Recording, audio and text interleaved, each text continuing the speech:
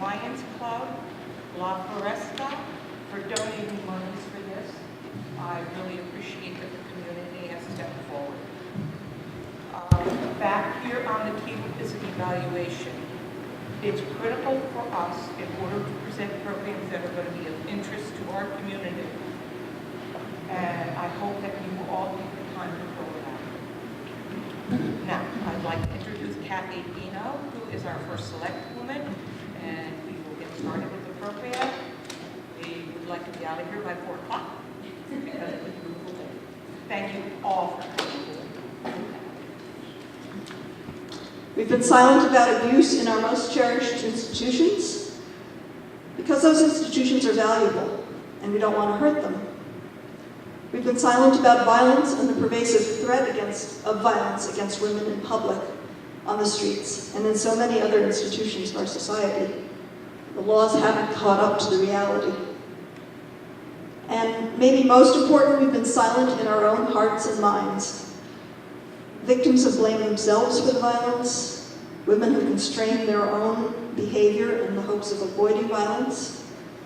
And we've limited our own vision of how we can act and be and take on and talk in the world. No more. We're ready to tell the world to recognize reality and do something about it. It's the responsibility of all individuals, families, and institutions of our society.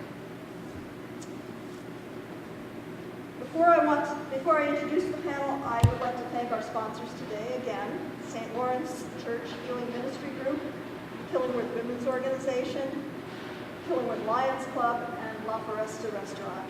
But most of all, a huge thank you to Carol Clements, the force behind today's program. Carol, you are a shining light, and you are shining it on the dark corners that will no longer be hidden. We have a great panel for you today. Let's see. Go in order here. Carol Kreuter is a psychologist with over 35 years' experience treating sexual abuse victims at the Child Guidance Clinic for Central Connecticut in Meriden. And she also has a private practice. Sean McCauley is currently clinical director at HK Youth and Family Services, which is an under-recognized but crucial institution in our towns. Sean has over 10 years of experience providing mental health services in a range of settings, and he has seen how the effects of violence ripple out from individuals to families and communities. Erin Lemire has studied and treated abuse for over 45 years. Herself the victim of child sexual abuse, she focuses on healing, drawing from ancient Eastern healing traditions and contemporary Western medicine alike. Wenderoth Holster is our keynote speaker.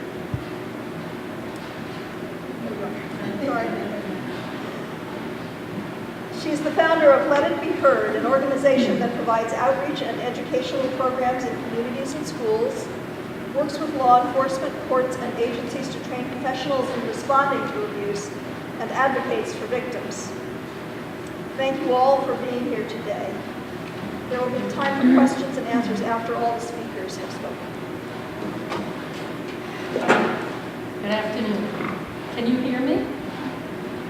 I've been known to have a loud voice, so I don't think I need this. My job this afternoon is to introduce you to the formal definition. What do we mean when we say child sexual abuse? And so I'm going to talk a little bit about what does that mean. I'm going to tell you a bit about the statistics. I'm going to talk about who sexually abuses children. And then I'm going to talk about the symptoms that are likely to be seen in children who have been abused, and also what to watch for.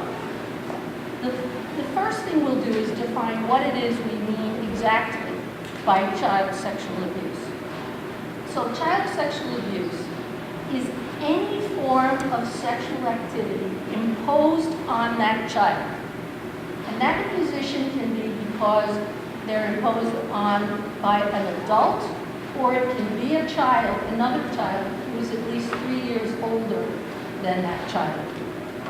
And it can involve touching of the intimate parts of a child's body, And when we talk to kids, we tell them it's parts of their body covered by their swimsuits. It's a simple way to introduce that concept to kids. In addition to any form of touching, it can involve forcing the child to have any kind of sexual activity with the perpetrator, any kind of sexual relations. Then there's also what we call the no-touch offenses. And those are things like having the cases. The abuser is known to the child. Now, we spend a great deal of time as parents, all of us, telling our kids about stranger danger, okay? That's why I think that statistic is so important, because these are people that the children know who are abusing them. And that's very important to keep in mind. When we talk about abuse, it can happen to an infant, it can happen to a child up to age 18. The data is very interesting. It can happen socioeconomic situation doesn't matter. It happens to the rich, it happens to the poor. It doesn't matter what kind of a community you live in, it can happen there. Any religious group, any kind of ethnic background, it's unfortunately pervasive. Okay? That's very important also. The child who is abused is often afraid to let anyone know what's happening to them. Now we ask, well, why is that? Well, children are often very afraid that they'll somehow get blamed. You know, I worked with a 76-year-old woman who disclosed to me about 3 years ago that she was abused as a 9-year-old by her father's best friend. And when she disclosed to her parents, they called her a liar. So you can understand when children are afraid that they'll be blamed. And then when they took it further, they said it was your fault. You must have done something to encourage him. And so children are, especially adolescents, very afraid of being blamed for what happened to them. They're afraid of not being believed. They're afraid of being blamed. Sometimes abusers swear kids to secrecy, or they say things like, if you tell anyone, I will kill you, I will kill your parents. Okay, so there's a lot of emphasis on not revealing the quote-unquote secret. That's very important. There's another reason that kids, and this is not always cited in the literature, but it's certainly been my clinical experience.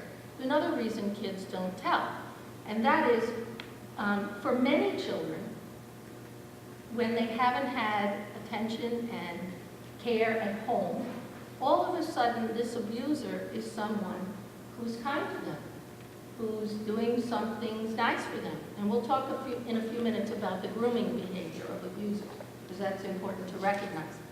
But they're often children who need a little TLC and they might not be getting it. And so now this abuser grooms them and spends time with them and does nice things for them, and guess what happens? They are very conflicted about revealing anything about this person because they will lose that positive attention. And those are the kids that I've worked with that have had the hardest time, because they're so torn about whether to reveal the secret. We had a case in Meriden many years ago now where finally a little boy about 10 revealed to us at the clinic that he had been abused. And when we got the information, there was a local businessman, and he was very active in the community, and he would look for the little boys who didn't have dads, and he would become, you know, their buddy. And he would take them to the movies and buy them ice cream and do all kinds of very positive things. But unfortunately, that would then progress to abuse. And here's this kid who maybe had nobody else paying attention to him, and he finds himself in the position of, well, if I tell about what's happening to me, all this positive will go away. And so he was very conflicted, but when he told us, and DCF got involved and the research was done, there were 100 boys who had been abused by the same man, okay?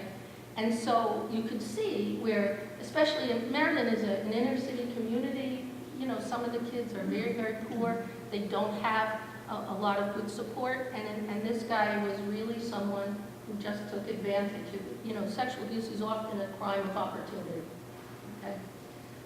We know that some kids are a little more at risk than others. You know, kids who aren't living with both biological parents are probably a little bit more at risk.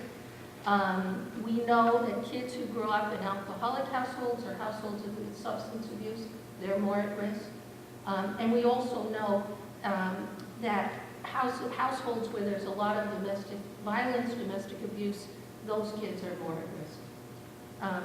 The statistics are sort of frightening. Only about 30% of cases are actually reported, so 70% go unreported. It's sort of a frightening statistic.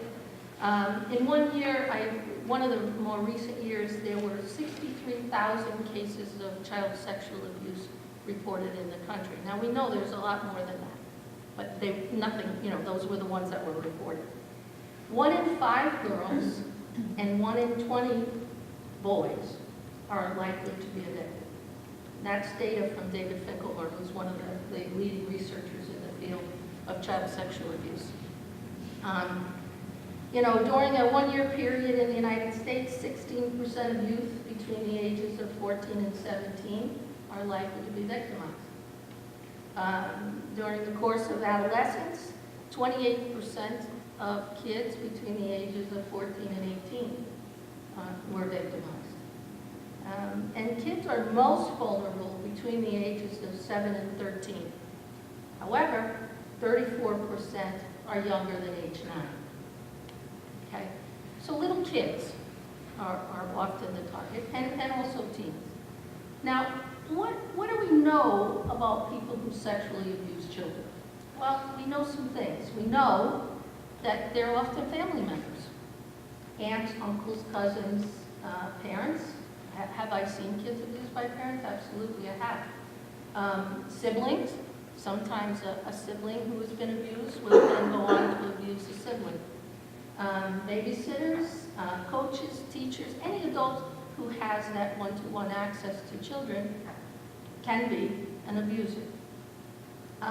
Abuse is about power and domination, less about sex, more about power and domination of that child.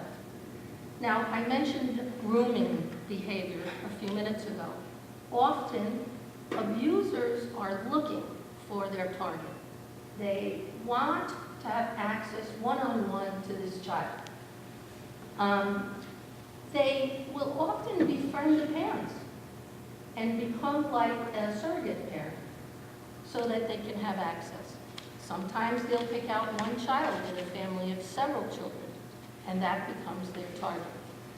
Grooming takes a lot of different forms. Being really nice, buying gifts, seeking out opportunities to force one-to-one time away from other adults.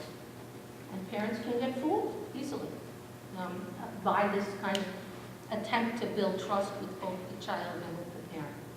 You'll see that the pattern of walking in on the child changing, walking in on the child toileting, these are the sort of creepy signs that we have to be aware of. If something like this is going on, it's an indication that we need to be wary of that person. Wrestling, lots of physical touching. Now, not to say you don't wrestle with little kids, but if it's wrestling and the child says, he touched me in my private parts, then you know that wrestling wasn't just wrestling. And the grooming can occur online too. My very good friend of mine is in law enforcement, and his job is to be on the internet and try to draw out pedophiles. And he'll talk about how he's being groomed online. Oh, you poor thing, you don't have everything you need. Why don't you meet me and we can, go to the store and get you what you need. Those kinds of things can happen online as well as in person. And some offenders are wise enough to check out a child's personal safety awareness. Is the child aware of what is okay and isn't okay? And will make a really strong attempt to connect with the family so that they're less likely to be called out for what's going on. The traditional definition, DSM-5 definition of pedophile, is someone who's at least 16 years of age or older. There must be a 5-year differential between that individual and the child they're perpetrating against. These are individuals who are often involved in pornography that looks at prepubescent children as sexual attraction targets, and lots of other antisocial behavior typically in the typical pedophile's profile. Now, if a child's been abused, will we always know it? The answer is no. 40% of kids who are abused are asymptomatic. They don't show us that they're struggling. And that's a problem. We have to be a really good listener, because children will be more likely, they don't give you the story. They'll give you hints. They'll drop hints about something happening or about a secret, and not being able to fully tell you what the secret is. So one of the things I tell parents, the most important thing in preventing child abuse is, number one, teach your child about personal safety. And it's never too young to start. You start with little kids, and you teach them about good touch and bad touch. And you talk to them about always coming to you if anyone touches them in a way that makes them uncomfortable. Because that's the number one prevention for a child being in a position where they can't tell anyone. As a parent, we tell kids, no secrets. You know, if Dad bought me a present, okay, you don't have to tell me about that because that's not a secret. That's a present. But there are no secrets. There's nothing that you can ever worry about telling me as your parent. And I'll never forget, I had an experience. My child was in kindergarten for about 5 days. And she came home and she announced, "Mom, we have a problem." So, 2 days before, she came home and asked me what the F word meant because she was riding on the school bus for the first time. So I thought, oh no, now what? So she came home and she said, Johnny was building this tower with Lego blocks. And he built this tower. And when he picked up the tower, he went underneath my skirt. And that made me very uncomfortable. Okay, now, we all understand that that wasn't sexual abuse. But as a parent, you have to address that, because here you're teaching about personal safety and you want to address it. So we talked to the teacher and everything was understood that it was an accident, he didn't mean it, but that was a very important moment to say, A, you can tell me anything, and B, we'll deal with it. No matter what it is, we'll find a way to deal with it so that you're comfortable. And I think that's the most important message I try to give parents all the time, is teach about personal safety, good touch and bad touch, and make sure that you understand and have the child understand there can be no secrets. So that's very important. Now, when kids are symptomatic, what might we see? Oftentimes we'll see nightmares, kids having very frightening nightmares, trouble sleeping, trouble going to sleep, especially little kids. Their sleep is disturbed by things that are disturbing to them during the daytime. Mood swings, all of a sudden a child, who was very calm and steady, all of a sudden begins to be very erratic in their mood. That's another sign that there's something going on. It might not be sexual abuse, but there's something going on with that child. Changes in their eating habits. Often children who have been forced into sexual activity have trouble eating, have trouble swallowing. And that's always something you have to begin to look more into. They may be sexually reactive. So you'll see, children playing out sexual activity with their Barbie dolls or sexual activity with other children. Sexual reactivity is certainly a sign that says, let us pay attention to what's going on here. And again, all of a sudden the child has a lot of money or gifts and you can't really explain where they came from. That's sort of a signal as well. The child may suddenly refuse to bathe. Think of their body as dirty and refuse to bathe, or think of their body as bad.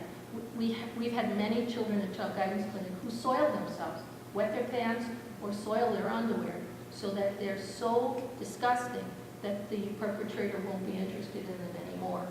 Okay? So if your child was toilet trained and everything was good and all of a sudden this stuff starts happening, you have to worry about something's going on with that child. In teens, if a teen is being abused, it can take a lot of different forms. Self-injury, running away, suicide attempts, promiscuity, fear of intimacy, anxiety, depression. When I test kids, I do a lot of psychological testing at Child Guidance Clinic. I always ask about sexual abuse, even when it wasn't in the referral question, even when it wasn't in the record. Because often, you just have to give a child the opportunity to know it's okay to talk about something, okay? And so I think it's important that if there's a sudden change in behavior in any respect, that we begin to question, is there something going on with this child that we need to look into, okay? So that's my part of it. We'll do questions at the end, Carol? You can. Or if Okay, anybody has any questions now for them. about anything I said? Yeah. Just a couple, but I'll just do one. The last thing you said made me right. Do they sometimes forget, as a mechanism? Oh, absolutely. So to ask them sometimes might not be very fruitful. That's absolutely correct. Children, think about a child, and I always tell this to people, children have 1 million developmental tasks that they have to accomplish. Parents will sometimes say to me when a family member dies, like, geez, my child's not grieving very much. Well, this child has things to do, and children take little bites out of grieving. And they'll do the same thing when it comes to sexual abuse. They might give you a little hint and nothing else for 3 weeks or 3 months, and then there'll be another little hint. And children do put things out of their head, try not to think about it. And again, those are, those 40% who don't show us much in the way of symptom, you sort of have to wait Yeah. for them to give you more information. Thanks. So, once again, my name is Sean McCauley. I'm the clinical director at Youth and Family Services. So I'm going to be really kind of be talking about, first, kind of our role as an agency within the community as a community resource. And we are a nonprofit 501c3. And, kind of what Carol was going into in terms of, what is happening and getting into the treatment aspect. This is already a very stigmatized process, sexual Can you assault. all hear back Can anyone there? hear me? You want me to go, Mike? Want me to go?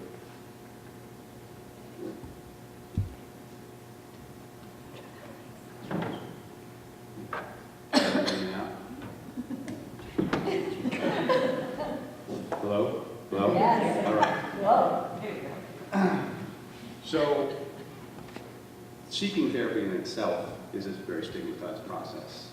The idea of bringing sexual trauma and sexual abuse into that even has a more of a stigmatized issue. And so I just, a little bit of a plug here. In this small community, our agency can be either an actual service provider for people that have been through traumatic situations as a family, as individuals, or that gateway if we're not the appropriate referral source. Or if you merely have questions, or something that is going on that you are witnessing. All these professionals up here, I'll speak for myself, and I'm sure they would offer that as well. We need to talk about this. And whether there's questions, whether you have things that are going on, I just want to plug that we are a resource for that. Now, as I am not a spokesman for the gender role of men, I'm going to be talking about what I think is a really important topic in terms of this systemic trauma process. So I'm going to give you a stat that is in relation to men and women. Women have an 87% higher chance of being subject to a sexual assault. So given that stat, I'd ask the question, do men need to take a stronger stance on this? I know there's 7 men in the room right now that I can identify with. I'm not saying you have to answer that question, but that's the question to ask, and I say yes. And this is not a plea or say that, hey, men need to come to the rescue of women. Not at all.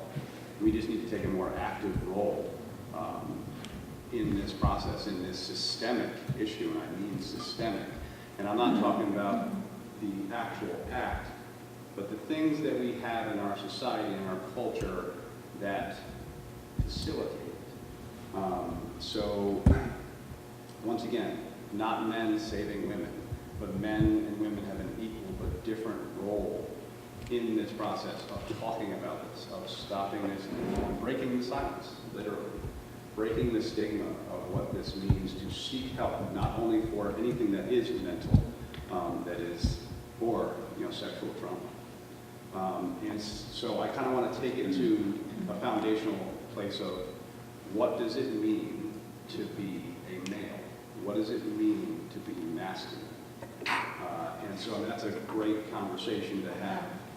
And then the question is, what informs that? So societal norms, cultural norms, individual families, family values, individual values, TV, movies, music, media, social media, beliefs, religious, spiritual, moral.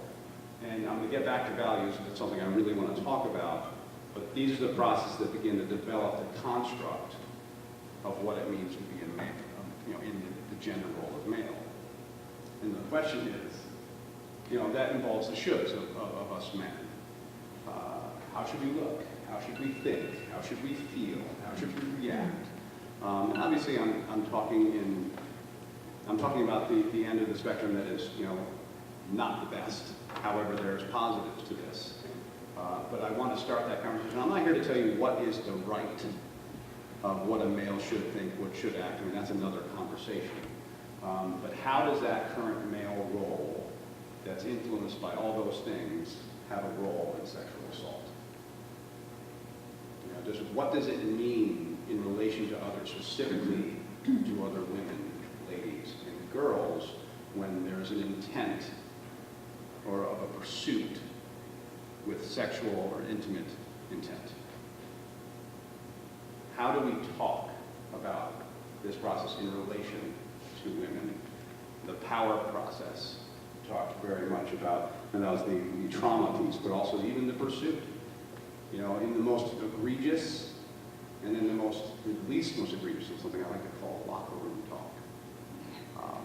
In terms of how we talk, whether in cohorts, whether on social media, whether friends, family, in terms of culturally. What is that? We really need to take a look at what is contributing to, and if not, and I don't mean causing a direct causality, but what is contributing to the silence, contributing to the power process between the genders. And does it cross the boundary of a value difference? And if it does, I think we need to take a look. We need to intervene. So where does that take place? I kind of got into that.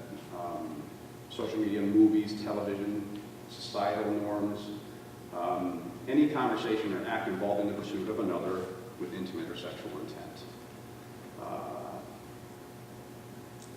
And I believe, given my life, personally, professionally, and the Me Too movement, whether you agree with it or not, has allowed for thinking to take place, or to stop in the moment and take a look. Hey, so I had some very interesting and poignant conversations with my wife, my spouse, and I reevaluated every instance that I was in terms of in relation to another, when I had intimate or sexual intent. It was a wild, wild experience. And so I think that needs to happen. It was very beneficial for me to look at how I thought as a male, the perceived male role I thought I had. That's why I think the conversation of what masculinity is so important today. So our young guys and boys understand, what are the benefits of the cultural aspects of that and what are not the benefits. And so what do we do? I mean, that's the ultimate question. What do we do? And so I'd like to go back to another foundational process, which I'm pretty passionate about. So what are our individual or family values? What are they? Are they talked about? Are they repeated? Where do they come from? Literally, what are they? Are we having that conversation at the dinner table, breakfast bar, on the school bus, at the bus stop, Moore Avenue? We've got them right there. And are we continually having those? And the question is, depending on what they are, I'm not here to tell you what they should be, we can talk about that or mine. Do they line up with your daily choices, your daily thoughts, your daily actions? Do they line up? You know, that's our barometer. I mean, in my opinion, that's our barometer to know kind of where we can be, where shifts can take place. And if they don't line up, which are everybody, you know, sometimes I stray. And so the question is, what is also informing me to stray from my values? And I mean, that could be a slew of things. I mean, depending on what development or what age you are, whether that be peer pressure, whether that be societal processes. I mean, I'm not here to, that's a rabbit hole. But let's start having the question be asked of what is informing us.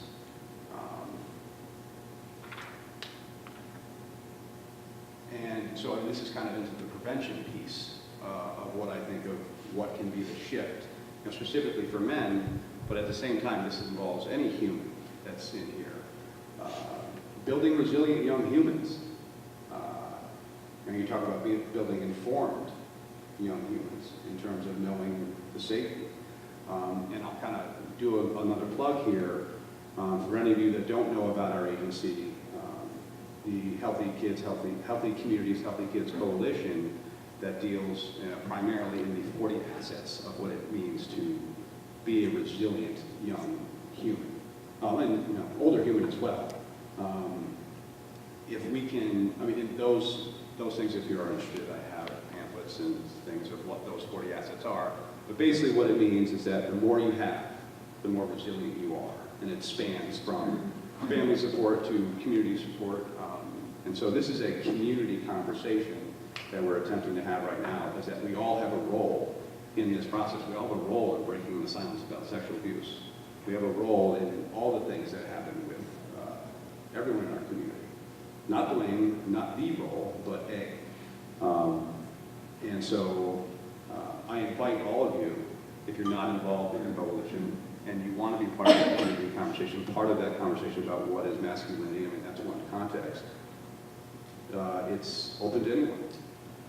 So there also is a Search Institute study that is done every 2 years for 7th grade to 12th graders. That it's not specifically pointed at sexual assault or sexual abuse. However, there are questions and data from that involves things that could be correlated with that. And that's really important. Those are things to look at. Those will be posted on our website for anyone to be able to use. It's public knowledge. And going forward, we look to do more with that as an agency. I'll plug my executive director, who is in the crowd. I won't look at her right now, but as Lori Rutherford, phenomenal human, by the way. So she is working on that tirelessly.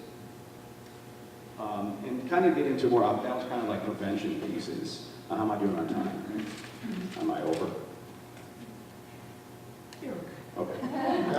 I'll be quick. I'll tell you when to stop. Got it. And so something like in terms of doing now, instead of the prevention piece, is say something. When you see something that you know your gut says is problematic, be a ripple in the pond. And I stress, so some of the stats that I looked at was a big deterrent was not knowing what to say. What is the right thing to say? I know got every bell and whistle going off with either a friend or a peer or a family member, something going on at home, at a party. There is no right thing. There is merely doing or saying a thing. It's breaking the silence. It's breaking the stigma. One pebble in the pond can ripple to the entire thing. It's a nice metaphor. Is just say something. And I think another path that is preventative is kind of the practice of empathy. So if you can look at any situation that you are having that gut reaction, is that everyone in this room here has people that they love to the point of painful. Love to someone that it hurts, they love them so much. So every human that you encounter, that person is that person to someone. And so, I mean, that's the actual practical, like, application of empathy, which I think, I mean, it's such an in vogue topic, the idea of empathy and teaching it. I think that is a wonderful filter.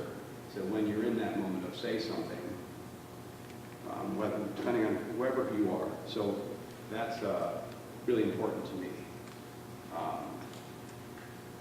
And so I kind of want to leave you with a few things, 5 things actually, that we as a community think about what it means to be masculine, how that impacts the systemic issue of sexual assault, having that conversation, welcome to have it with me. What are our values, and do our words, actions, and choices reflect those values? That we make a conscious effort to look at what it means to have assets, to have the things that make us resilient, that can potentially deter us from traumatic situations.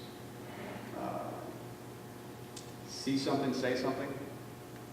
And empathy is the path to changing the systemic issue of sexual assault. My belief, not a fact. So I'll end with this. So if we can have I'm going to read it because I may cry. I just want to throw it out there. We need to have a collective intent of having conversations about what informs our decisions, what our values are, and how do we consistently remind ourselves of them, building resilient humans with as many assets as possible, see something, say something, be that ripple in the pond, and practice empathy daily. Everyone in this world is someone's loved one.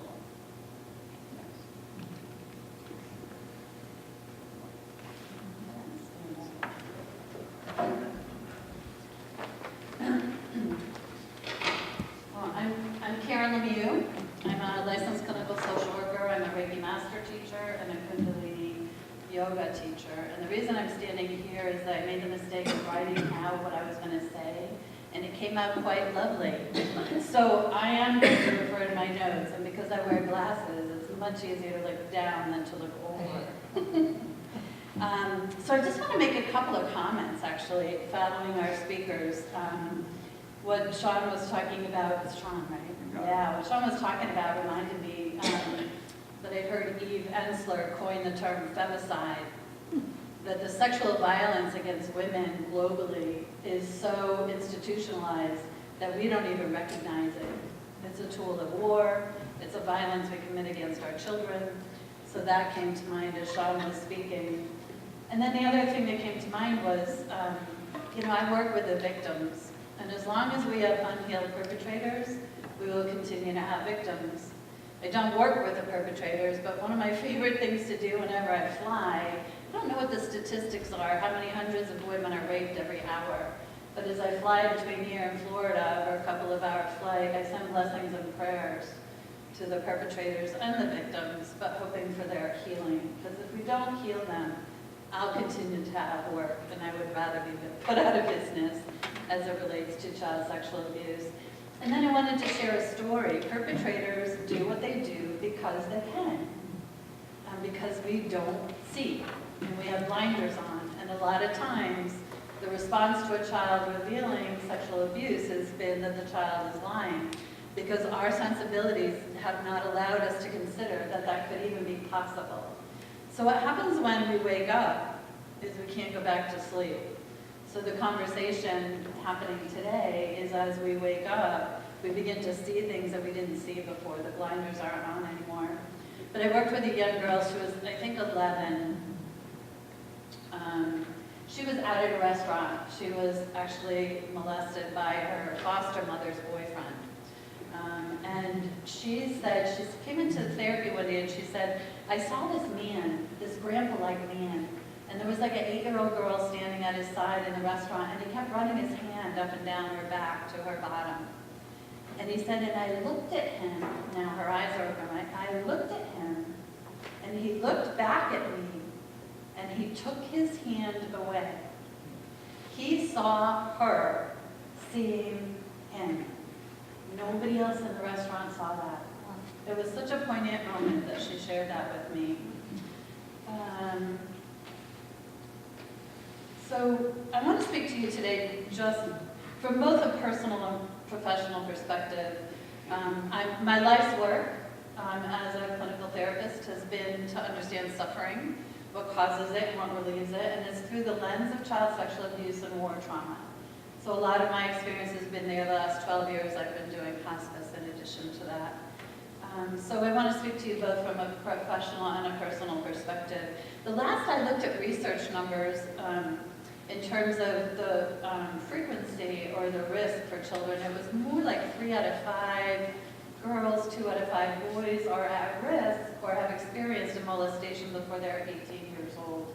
And then talking about the numbers, the other numbers that we saw, that felt like a reasonable statistic to me.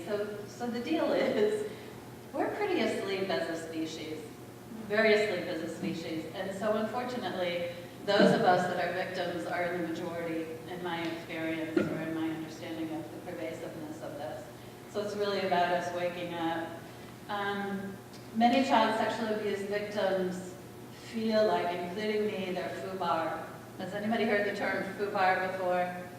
I understand this maybe, but yeah, did it come from the military? I Googled it, and then I forgot what I Googled, but it's effed up or fouled up beyond recognition.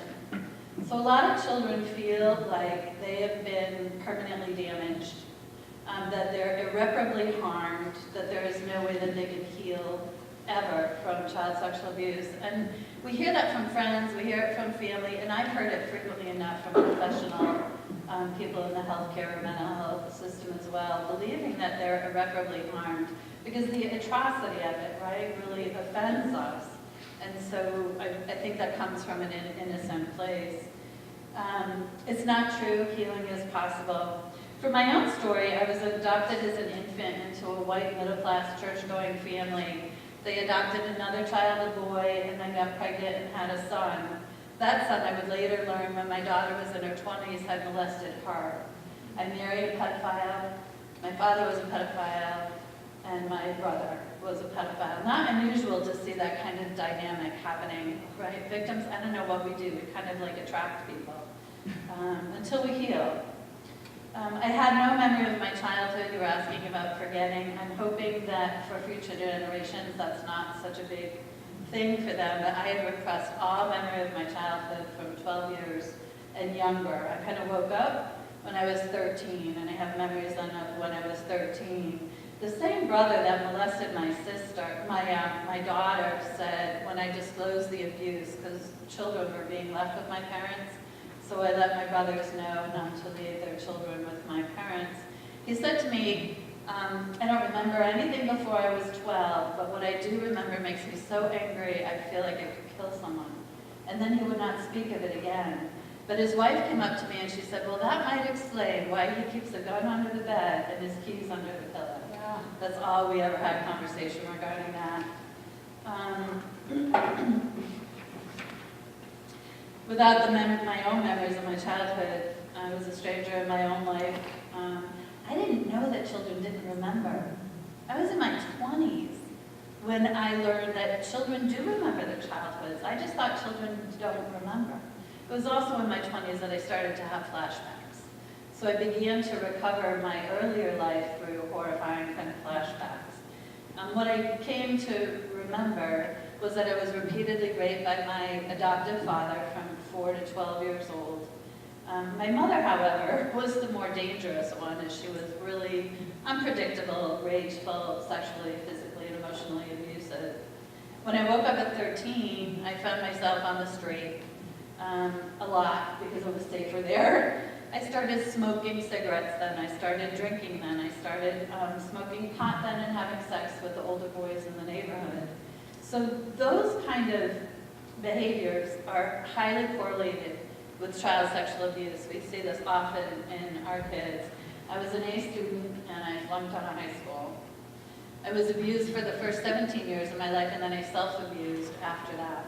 I actually am a little reluctant to use the word self-abuse, but I think we do the best that we know how to do to take care of ourselves, and that was the best that I knew how to do, and it wasn't really helpful for me.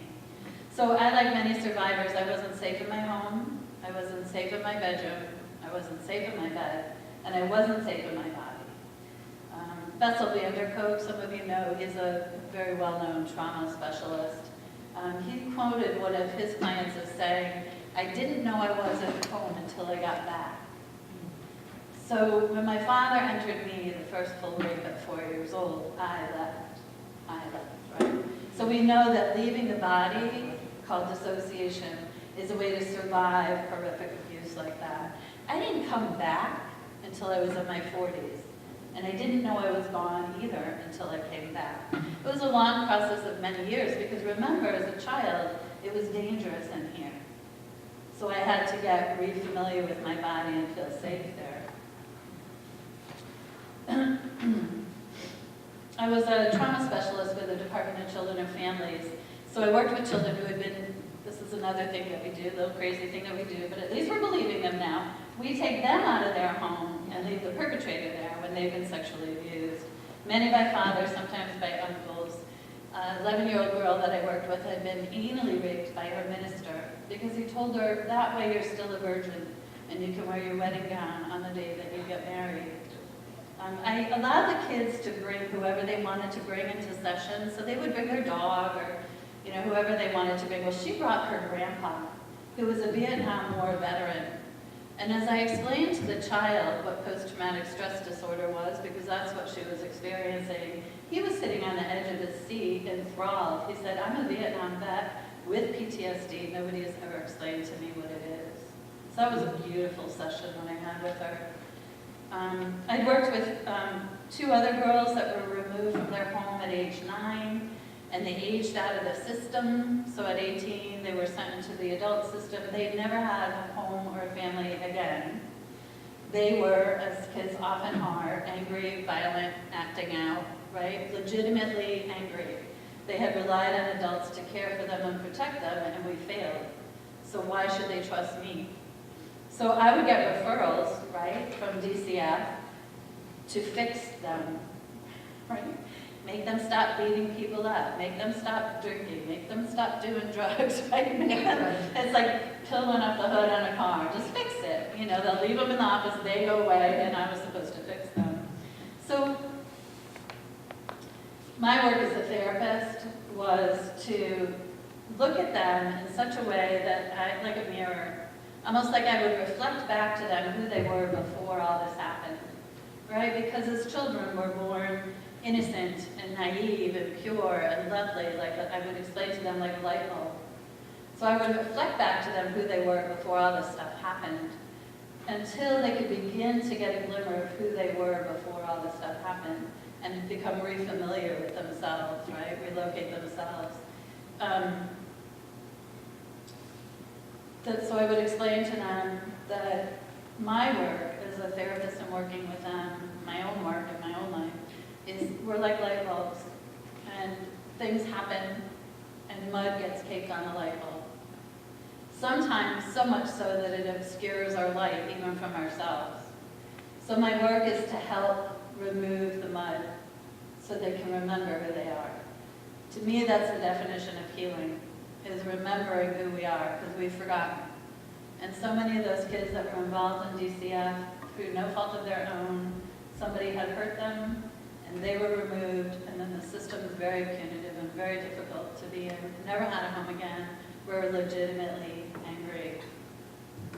What would happen then, interestingly, is as they began to remember who they are, the behaviors would just fall away. It would just slough off like the mud. The drinking would stop, the beating people up would stop as they began to remember who they are. These same 2 girls that I was talking about before had grown up in the system, had been in a group home, and said to me, I wish the people that grew me up in the system, the group home staff, would know how far I've come. And I said to them, do you want to tell them? And they said yes. I don't know what possessed me, but at the time I was presenting annually at the Clifford Beers Trauma Conference. That year it was being held at Foxwoods, and they had about 500 attendees. They gave the presentation, and we called the name of the workshop, Please Don't Try to Fix Me, I'm Not Broken. And so these 18-year-old girls, on the 3rd day of a 3-day conference, it was a Friday night, it was the last workshop, when we're all in our cars going home, had a packed crowd that turned people away at the door. So these girls told a little bit about the story. They didn't tell me what they were going to say. Took control, I must have been nuts. But they told their story, it was beautiful. And then what they did was tell us, legislators, foster parents, DCF workers, administrators, therapists, what we did that helped them grow up in the system, what we did to help support them. At the end of that presentation, every single one that was in that room stayed and hugged those girls and thanked them. That was 25 years worth of therapy right there, right? They didn't know anybody wanted to hear their story or would care. So it was really beautiful. Healing, and we're learning from the Me Too movement, is about telling our stories. I think it's only second or third time I've told my story publicly. And there's a prohibition, right, of telling the secret. At my age, 60 years old, I still can feel it, don't tell the secret. And as a licensed clinical social worker, we're also not supposed to self-disclose, right? So I did all this treatment with these kids in a system that doesn't allow me to tell them that I understand what they're going through. They got it. They knew that I knew. They just didn't know what I knew inside of that system. So anyone who walks through my doors as a clinical therapist, they immediately have my respect. Healing is really hard work. And so I tell them that we know, right? You spoke, I think, that there's generations and generations before us that have had suffering, right? So it's handed down. So there's a momentum, right? It hasn't been interrupted. And for any one of us to stop and turn around and to do our own healing, I said the analogy for me is like trying to push a Mack truck back up a hill with your pinky finger. There's an enormous momentum, right, of previous generations. So healing is hard, it's hard work. I swore I wasn't going to leave the planet until I found a magic bullet and a really more efficient, effective, easy way to do it. I haven't found it. There's no way over, around, it's through right now. And I'm very spiritual, that's part of my healing as well. You can't skip. You can't skip over the psychological and go straight to the spiritual. You have to do the work. So in many traditions, they talk about that kind of healing heals 7 generations back and 7 generations forward. So healing ourselves is not a selfish act. When we heal the one, we heal the whole. I also want you to know there's no one right way to heal. There's no one right technique. There's no one right intervention. Having a therapist or anybody working with you that believes that you can heal, that holds hope for you. For me, I see the people that I work with as the experts on themselves. They have an inner wisdom and an inner guidance. My job is to facilitate them within in order to access their own knowing about what they need, about what's happening, those kinds of things. Back when I had the first kind of episode of healing, I was in my 20s, there was a lot of pressure then to confront the perpetrator and to withhold forgiveness from the perpetrator. How we heal and what's important to us is unique to us. There should be nobody telling anybody, right, what they should or shouldn't do as it relates to their own healing. Forgiving ourselves is actually, as Carol talked about, that is actually kind of more the work. The trauma of abuse isn't what was done to us. It is a violence. It has nothing to do with sex. It's a violence that's perpetrated against women and children and boys. I had a lot of boy incest survivors. The trauma is that our power was stolen from us. And what we came to believe about ourselves, I'm no good, I'm only good for sex, whatever it might be, self-esteem very low, and what I came to believe about others, right, and the world. So if you live in a home, like I did and like many children do, where there's no safety anywhere, all we know about the world is what we know in our home. So I grew into adulthood believing that men and women were both dangerous and that the world was dangerous. There was no safety. So I spent a lot of years kind of one foot in death, one foot in life, kind of passively suicidal. Life was painful. It was like having a wet finger in a live electrical outlet all the time. It just hurt, and I didn't know any different.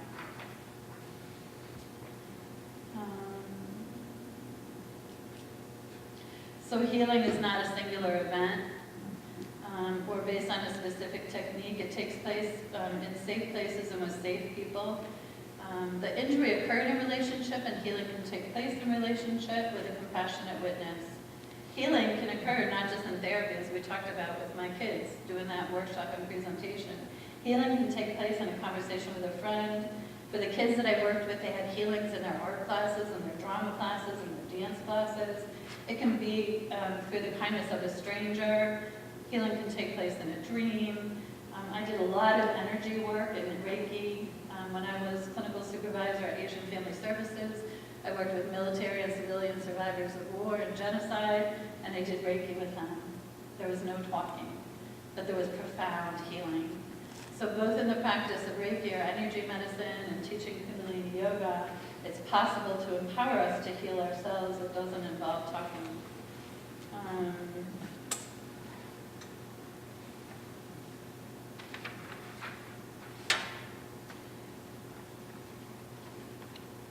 The psychologist that I worked for at the Child and Adolescent Trauma Clinic taught that sometimes children have been so badly hurt that they have an allergy to people. I get that. I really get that. So 3 years ago, I came out and I told my story publicly for the first time to Corey Hudson from Hearts of Strangers. He thought I was coming out as gay. I said, no, I'm just coming out with my story. But he's this really sweet man, and through the whole interview, as he was videotaping me, he cried, and every time he cried, I cried. So he and I cried throughout the whole video. It is available online. If you Google, I think either my name or Hearts of Strangers, he took the, I think, hour or so interview and made a 6-minute clip, and then the transcript from that interview is in his third published volume called Hearts of Strangers. I also brought with me, if you're interested, I was asked to co-author a book called Essential Healing for the Spirit and Soul. So 20 co-authors were asked to write a chapter on how we came to do the healing work that we do. So a bit of my story is in there. My cards are back there, very small private practice. And I can also be available at the end of our program for hugs. I'm a really good hugger. So I didn't know healing was possible. I believed I was FUBAR. I had no idea that life could be good. I lived much of my life dying a slow death. But at a point, I recognized that it was like I was living underground. And I poked my head up kind of through the surface of the earth.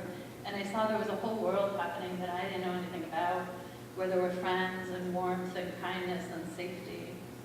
So healing isn't easy. It's the hardest thing I've ever done. And it's never over, but that's good news, because we're always growing and becoming.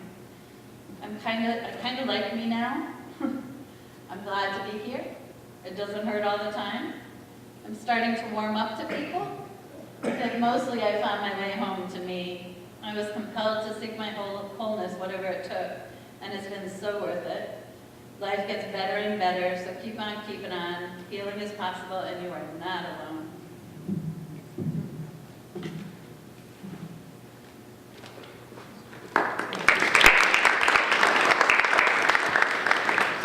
Can I ask a question before you go on? Sure. Because of things that I'm hearing where you're saying, about a ripple and tell somebody you see something, say something. What happens when they tell someone and they don't believe them? And it's in our school system. Or they're being bullied by their peers because nobody believes them. And they're telling them it was their fault. How do you handle your kids at that point? Well, I can tell you that one of the things I tell kids who come to see me is just keep telling people what happened to you, and you'll find someone who believes you, and often I'm the one that believes them. And after I believe them, then they feel more confident in being able to talk. And I intervene. If it's a child in the school system, I intervene. I talk to the school social worker. I talk to the school psychologist. And I get people on board to help this child within the school system. Now, often it's something that's hard for parents to do, but when you bring in a professional who's working as a therapist with your child, you can make some inroads. That's been my experience. I can speak a little to that. So continue to be the advocate that you are. I mean, if you're speaking about someone you know or something, a situation you're going into or going through, don't stop. But at the same time, I mean, everything's relational, has been up here and we talked about. So how you bring it to what it is that you're trying to get at, whatever authority figure, whether it be the school or not, show them your genuine concern, not only your disdain for what is taking place. And involve others. The other thing is most of us look at DCF as the enemy, okay? And believe me, I've had some horrendous experiences with DCF. I've done this for almost 40 years. I've had some horrendous. However, in the case of abuse, I've had very good experiences with DCF when kids have told an adult, whether that be the parent, the grandma, the lunch lady in the cafeteria, that's happened. When it's reported to DCF, then there are things that happen for that child in terms of they go to therapy, okay? DCF is involved and they bring a child into a therapeutic situation. DCF will be involved with the school. And I've said to parents, call about it yourself. Well, It's I an was told 800 that DCF was contacted and no one ever contacted me. Well, then you contact I them have again. heard nothing. Then you contact them yourself. Since this situation happened and the school has bullied me. You contact them yourself. There's an 800 number, it's Caroline. If you don't know the number off the top of my head, I don't have it memorized, but 211, which is info line, will provide you with that number. You call yourself, you make a formal complaint that this was disclosed and it has never been dealt with. Okay? And you need to understand that you can do it anonymously. Right. And they don't Oh, always I don't follow want to do it that. I worked anonymously. with these. Anonymously, I've been to the school, I've dealt with the Board of Ed, I've dealt with the school system, and no one is listening. Instead, my child is getting bullied. I think it's very important if you have that concern to report it yourself. Okay? And I encourage parents to do this. Bring in an outside system. Okay? And I've seen situations where that's been very helpful. Many of us are mandated reporters, so teachers are mandated, healthcare professionals are mandated reporters, I don't know who else. Doctors, priests, okay, teachers, administrators, okay? So, and if it hasn't, there was just a very recent case, I don't know if you read about it in the newspaper, but there was a very recent case where 2 professional educators lost their licenses to teach. They lost their certification and license to teach because of failure to report child sexual abuse, okay? So there's teeth. I mean, if I don't report, I'm liable. Well, if they to lose my reported, I license. have not heard anything because I have not gotten a phone call from DCF and it's been over a month. I would report it yourself.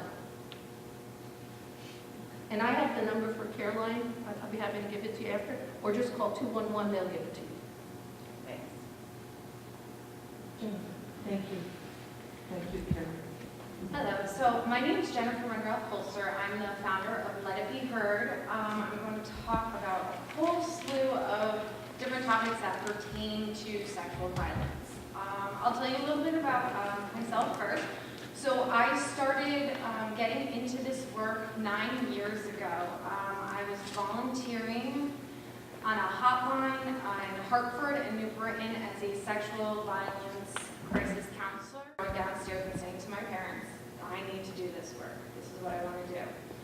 I started working at the rape crisis service, or the sexual assault crisis services of New Britain and Hartford for about 2 years, and then I left and started working at the Rape Crisis Center of Milford for 3 to 4 years, and then for the last 4 years, I worked at Gateway Community College.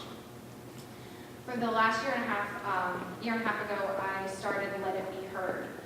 Let It Be Heard, I know you're walking out, but I have some information that's going to pertain to you specifically.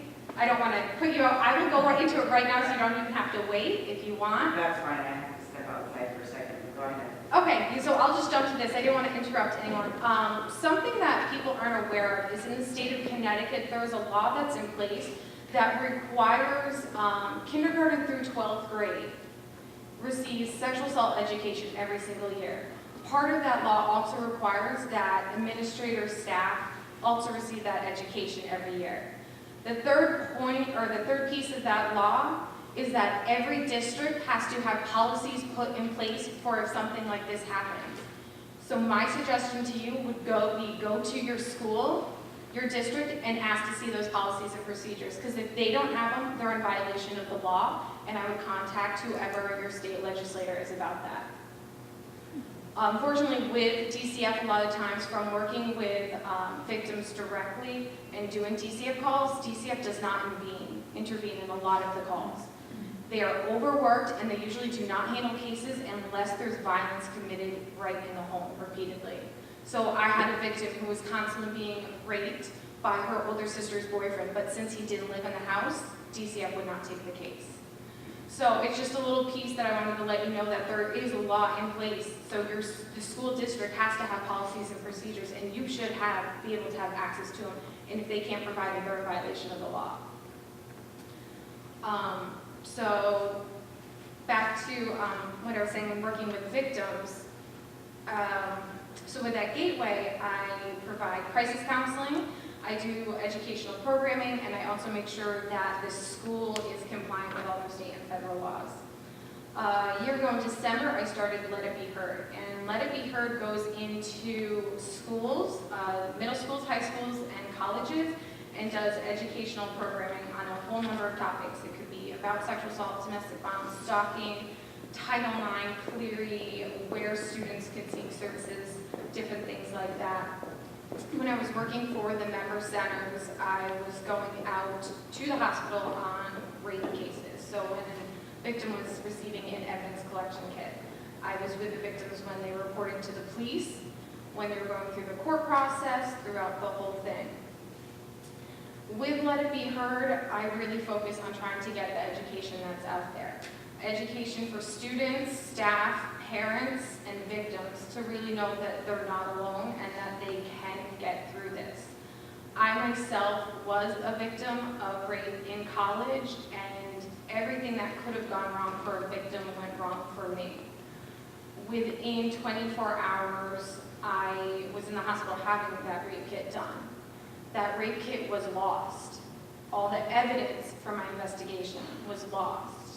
So the school, it happened on May 5th, and I left school right away, and over the summer, I was asked to come and release my rape kit from the hospital to the police station, and I now know that's completely illegal, but that police station ended up losing the kit. I also kept asking my school, why haven't I heard from the judicial? Why haven't I heard from judicial? And they said, they'll get to you. So when I moved back to college the day I was moving in, I was hanging up curtains in my dorm room, and a rapist stood outside my door and laughed in my face. Me and my mother went to the judicial's office, and it was closed. So the first day of classes, I walked in and was like, hey, what happened? Why didn't you do anything? And he had never heard about the case whatsoever.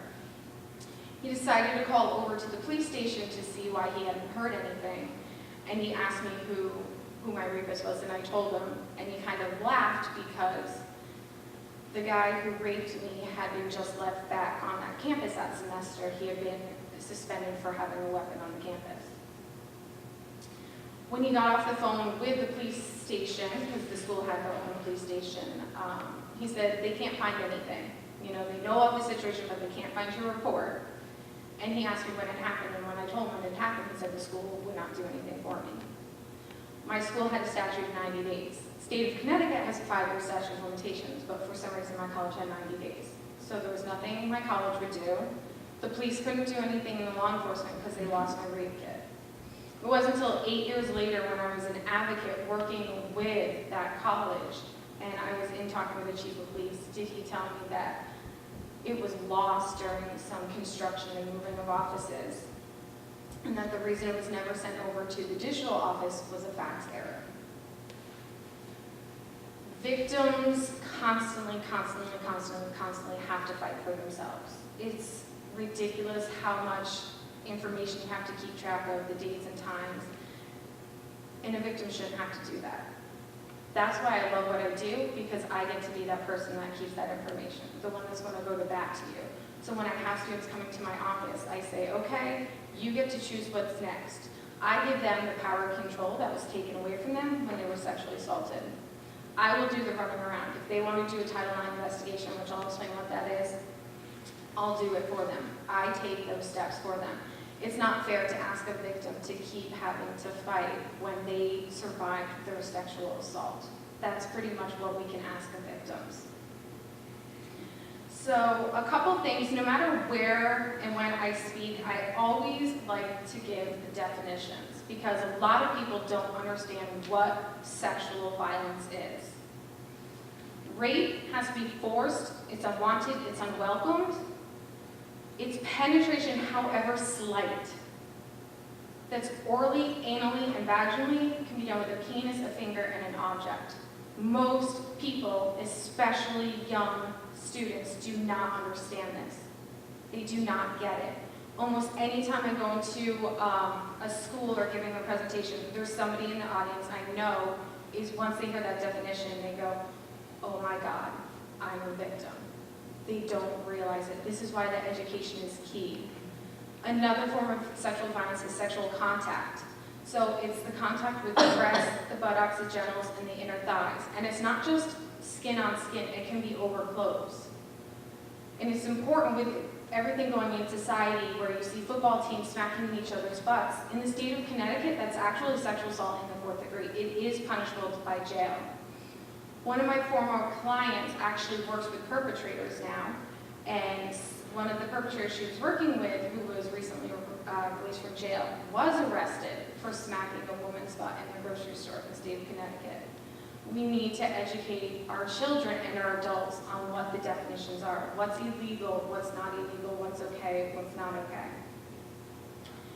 Just on Friday, I was giving some presentations to some freshmen, and I asked them what the age of consent is. And the typical answer is 18. In the state of Connecticut, the age of consent for sex is 16. Do I agree with that? No, but that's what the state says. But with that, I also talk about statutory rape and understanding that there are laws in that statutory rape with the Romeo and Juliet laws that allow actually children under the age of 16 to legally consent to have sex, but it's in with a certain age group. Also important for people to understand is the statute of limitations. If you are over the age of 18 in the state of Connecticut, you only have 5 years to report and seek criminal charges for your sexual assault. If you are under the age of 18, you have 30 years after the age of maturity. So you have till your 48th birthday to press charges. However, if you report about your sexual assault to police, you then only have 5 years to go forward for criminal charges. It's ridiculous that we are limiting the timeline of when victims can get help, when they can seek charges. For my case, it had nothing to do with me. I reported it. I reported it that night. I was dealing with the police. I had my rape kit, but due to circumstances beyond my control and mistakes other people made, my perpetrator never saw a day behind jail. I never got that kind of justice. Had the statute of limitations not been there, maybe I would seek some justice. Currently, right now, in the state of Connecticut, going on in the legislation period, there are a number of bills that are trying to pull the statute of limitation that would allow all victims no timeline to seek criminal justice. Right now in Connecticut, the only way to avoid that statute is if you reported to police within 5 years and have done a rape kit with DNA evidence. Some of the other laws currently in place, or bills currently in place, and talk about a couple of them. So we have one, the one to relinquish the statute of limitations is an act combating sexual assault and sexual harassment. So This is going to pertain to a lot of job positions, as we see sexual harassment is really high in jobs, and it's coming out, and that's more due to the Me Too movement and the Time's Up movement as well that we've heard with Harvey Weinstein. Another bill put in place is that it will require all institutions of higher education, so colleges and universities in the state of Connecticut, to provide a confidential trained victim advocate. Colleges do not have to provide somebody that's confidential for victims. So if they, right now, if you go, if you're a victim in college and you talk to anyone on the college campus, they pretty much have to report for the next steps. If you go into your counseling area, depending on how the school is set up, you have confidentiality. With this bill, if it ever does make it to the hearing floor, if not this year, hopefully in the next year, it would allow victims to have confidentiality, to know their rights and options as victims of college sexual assault. Unfortunately, right now, there are pending Title IX changes, and Title IX is not females in sports, which a lot of people think. It also protects as young as kindergarten. So these Title IX regulations allow for victims to get services. So primarily with college campuses, it allows the school to do their own investigation. And it's not based on a court of law, are they finding was this person sexually assaulted? They're doing it on a preponderance of evidence, which is 51%. Was our sexual assault misconduct policy violated? If it's violated, the school can look at suspension and expulsion. Both the victim and the perpetrator are given the exact same rights in this process. They both are allowed to change dorms, classrooms, allowed to have an advocate. They are allowed to appeal the process, but currently with the pending Title IX regulations, all that is going to be changing. They will not look into cases that happened off of a college campus. If you're not aware, most college sexual assaults happen off campus and apartments. They will also, with this bill, it would require that student investigations and employee investigations need the same amount of evidence. Currently, employees, when you're dealing with your unions, it's clear and convincing. So it's about 90-95%. So either the students' cases have to go to 90-95%, or the faculty cases have to go down to 51%. That's not going to be happening with the unions. Also, with this bill, it would say if there is a criminal investigation going on, that the school would stop their own investigation until the criminal investigation goes on. Most criminal investigations take about 2 to 4 years from start to finish. That's pretty much the timeline when most students graduate college. So unfortunately, the pending changes that's going on with our United States in the education is not very beneficial for victims, and it actually allows for perpetrators to cross-examine witnesses, like in a court of law, but it would be in a college investigation case.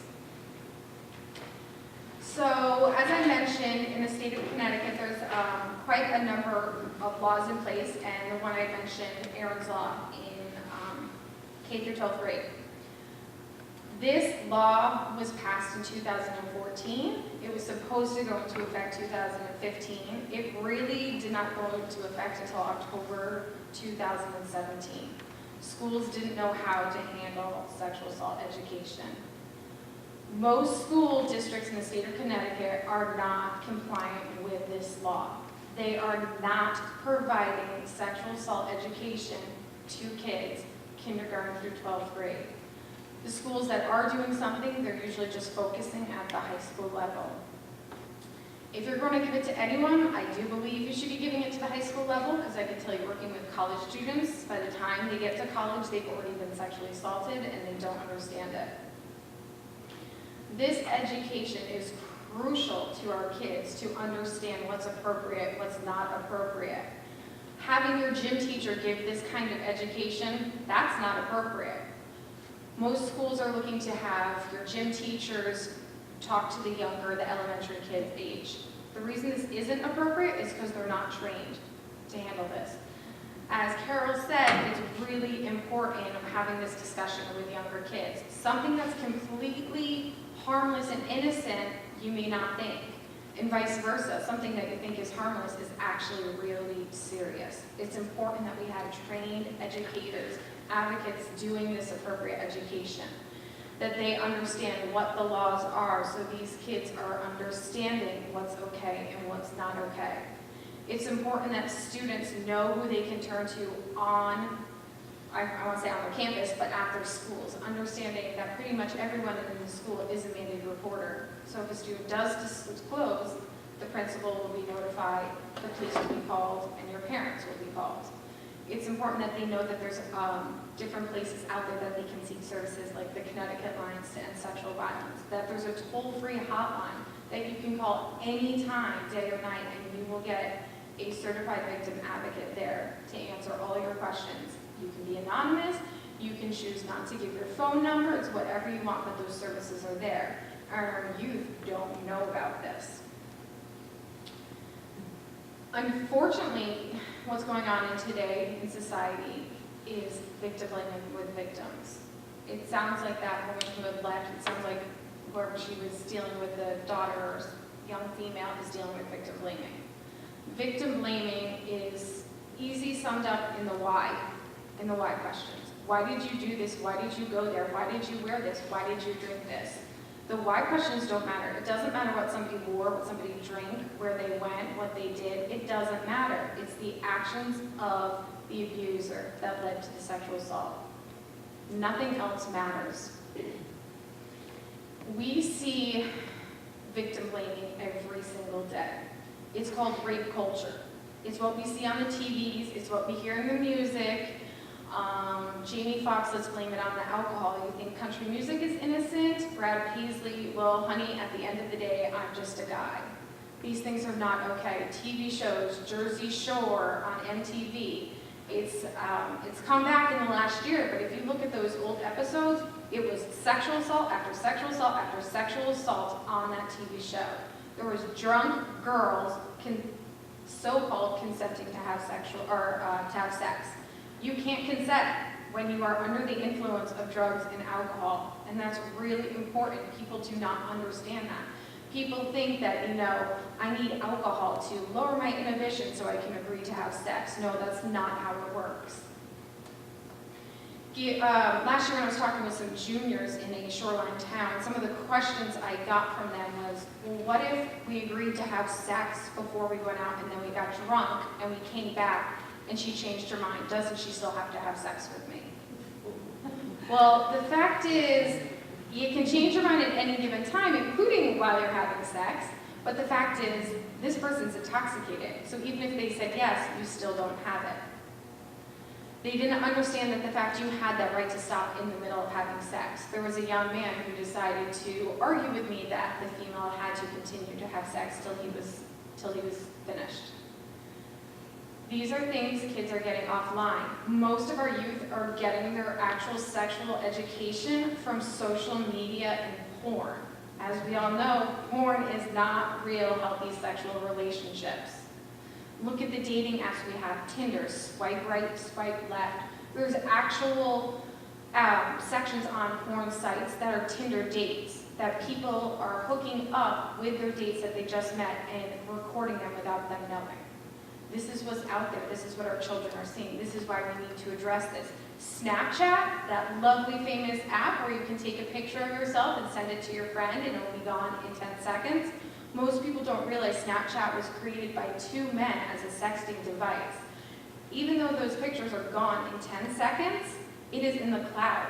Those two men own the rights to every single Snapchat that has been ever sent, billions.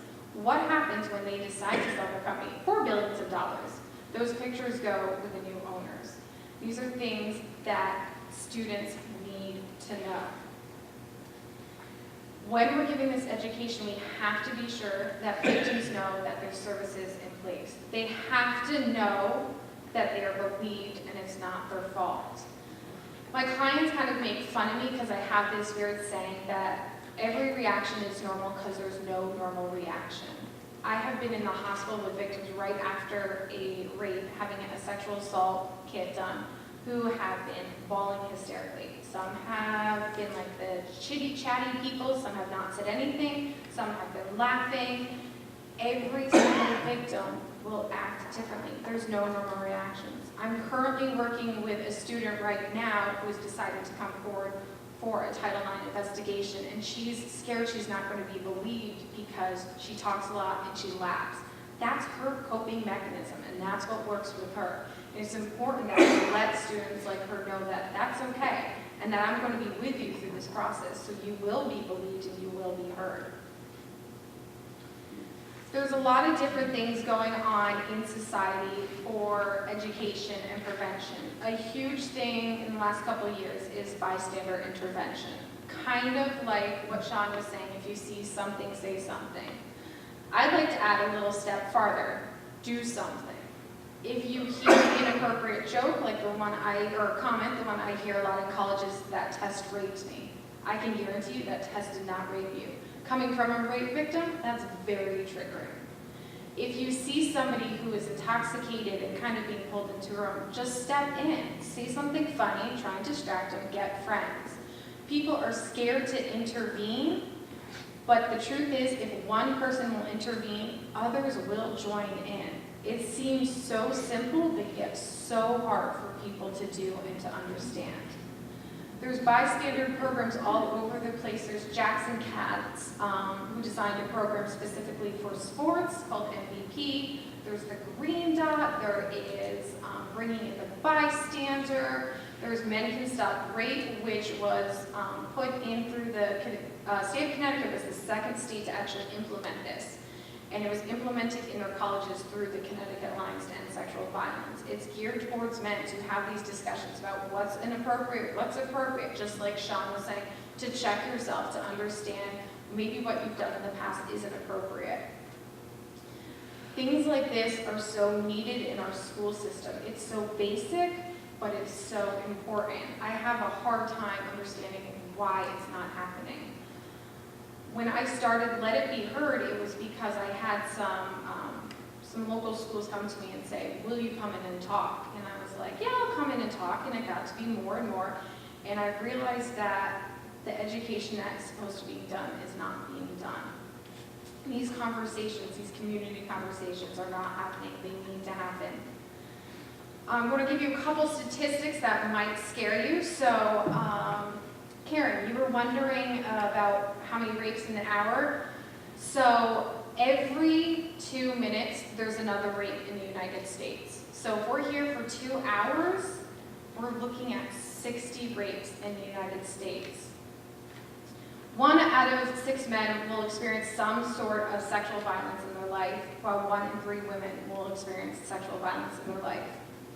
Each year, it's estimated that 25,000 American women will become pregnant by a sexual assault. Most people think that rape is done by a large number of men. It's not. It's done by a small number of men. And the average rapist rapes 6 times. Most people think that only females can be victims, which is absolutely completely false. Men, boys can be victims. Females can be perpetrators. I have worked with boys and men. I have worked with victims where their perpetrator was a female. It's important that we address these things. It's so hard for victims to come forward, but it's even 10 times harder for a male victim to come forward. Because why didn't you like it? All guys should like sex. If it's a male raping a male, well then you must be gay. In Connecticut, 69% of Connecticut residents consider sexual violence to be a problem in their community. 70% of Connecticut residents report never discussing sexual assault growing up with their family. These conversations need to be had at home as well in school. Yes, it's a difficult subject, but you need to have it. There's so many resources out there. Connecticut is so fortunate to have the Connecticut Alliance to End Sexual Violence. There's information on there about how to, if you're talking to someone and somebody discloses, what you can say to them, their next steps, their options, their rights when going to a police station. If you have an evidence collection kit, most people don't realize how expensive those kits are. Those kits cost over $1,000. But if you do what's called breaking the seal and do one step in that kit, it's no cost to that victim, male or female. You are given prophylactics to stop STDs you may have contracted from your abuser. Females are offered the morning after pill. These things are in place to help victims. There's also the victim compensation. So sexual assault victims, if you report to the police, or if you get an evidence collection kit done, or if you talk to a sexual assault victim advocate with one of the member centers, you fall in basically the check, okay, you're approved. This program is $15,000 compensation for sexual assault victims. It's there if you had to, the money can be used, some of the money up to $1,000 can be used to clean up the crime scene. Some of the money can be used for medical bills, ongoing medical bills. If you need to seek counseling, a therapist, that money is there. If, let's see, if you miss work, that money is also there to reimburse you for your time missed. It's an amazing program, but most people don't know it's there. It's there for victims of sexual assault. It's there for victims who have dealt with some kind of emotional abuse. So if you were held by gunpoint, it's also there for families who have lost a loved one in violence, and that actually is $25,000. The great thing about the victim compensation program is it's there for life. So you can say, all right, I need to see a therapist, and you think you're doing well, and you decide to stop seeking it, and then you get married and you have kids, and something kind of triggers you. Maybe it's this discussion with your kids, and you're like, I think I need to go seek therapy again. That fund is still there for victims. Some other statistics that might surprise you. So of the 93, as Carol had said, about 93% of children victims know who their abusers are. So 7% are strangers, 58% are acquaintances, and 35% are family members. In college, 1 in 4 women will be a victim of sexual violence during their academic career, while 1 in 6 men will be. On an average, at least 90% of sexual assaults involve alcohol, whether it's the victim, the perpetrator, or both. And most students don't know this, and they need to get this before they get to college. There's something called the red zone. It's the day that you move in to the day you go home for Thanksgiving break. During this couple-month time is where victims are more likely to be sexually assaulted. This is because of the unknown of college. Your new best friend is not that great person that grew up down the street that you've known since kindergarten. It's your roommate that you've known for about 5 minutes. Where do you entertain in college? The one place that you can, your bedroom. If students have used alcohol before getting to college, the way that they use it is a lot different. We need to be educating our children these things beforehand. We need to let them know how to help themselves, how to help others, how to stop this from happening, and God forbid, if they are a victim, that there are services out there for them. We need to remind them that they're not alone, that they are believed, and it was not their fault. Thank you. Yeah.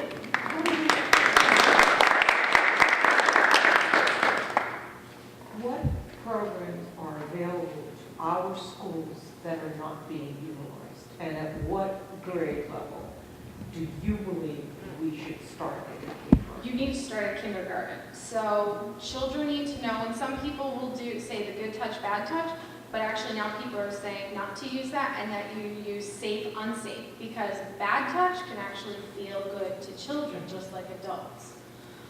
It needs to start at kindergarten, and you need to have somebody who's appropriate, who can talk with children, who understand how to talk with children, and to know the signs. There's a lot of, this is why I started Let It Be Heard, to go into schools and offer this education. There's programs like the Connecticut Alliance, so every town in the state of Connecticut is covered by a member center. They are the ones that can be with victims during the rape and during reporting in court proceedings, but they also have educators too that will come out at some kind of a cost.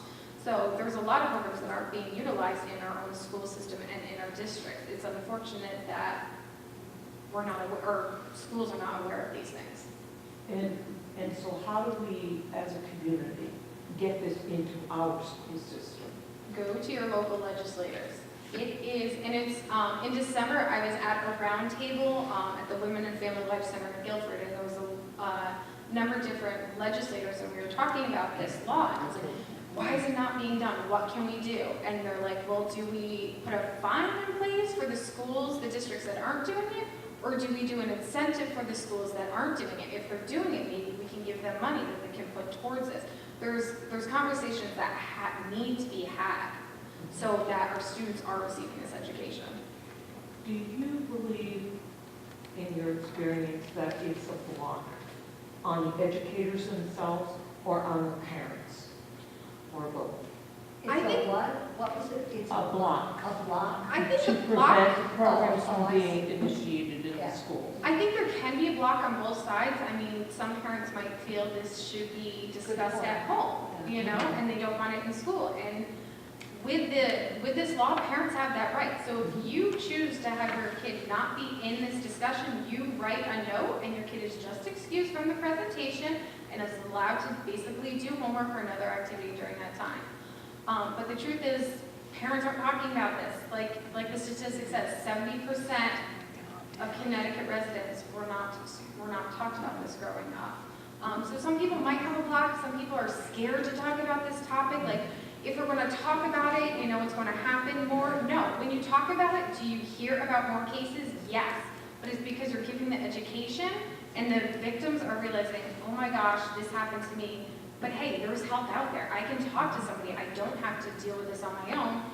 And as Karen mentioned, most kids do forget this growing up, or they're, with the grooming process, that they don't realize actually what has happened to them. So it's important that we keep having this in our school systems and for parents to have the discussion at home. I think it's so, in my experience, it's so important. You know, actually here in this area, Clinton area, we used to do, 20 years ago, we did an educational forum once a year for parents about talking to kids about sex and safety. That was 20 years ago.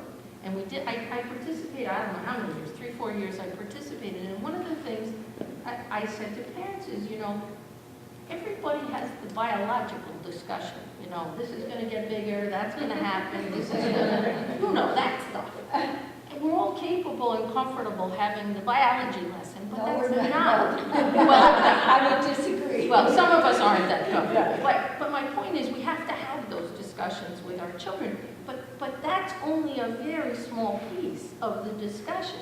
We have to give children values about exactly what you're talking about. We have to give children our values about what's right and what isn't right, what's safe and what isn't safe.